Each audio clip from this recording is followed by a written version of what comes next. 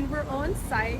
So just so you know what ESBI stands for, E is for employee. You're employed, you have a boss.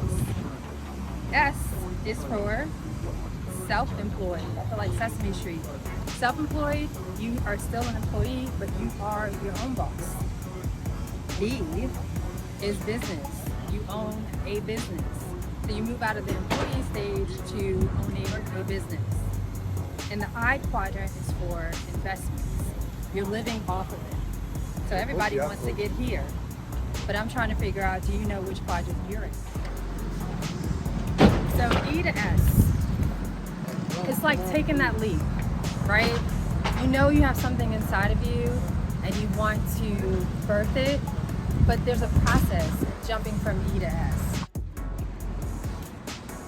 So what folks don't realize is the ultimate goal is to jump from here to here very quickly. Because you'll soon find out that being self-employed, you're trading your time for your money. But besides trading time for money, you also realize quickly that you've become the boss and the employee. So you can't clock out. And so at this level, it's a lot harder than people realize. So the goal is to move to this level very quickly.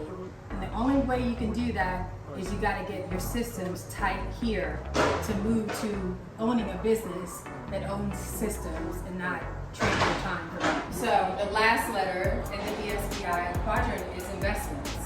This is the holy grail where you get to live off of your fruit of your labor. The investments that you poured into, they're starting to pay you back dividends. So this is where everybody wants to get. I personally do.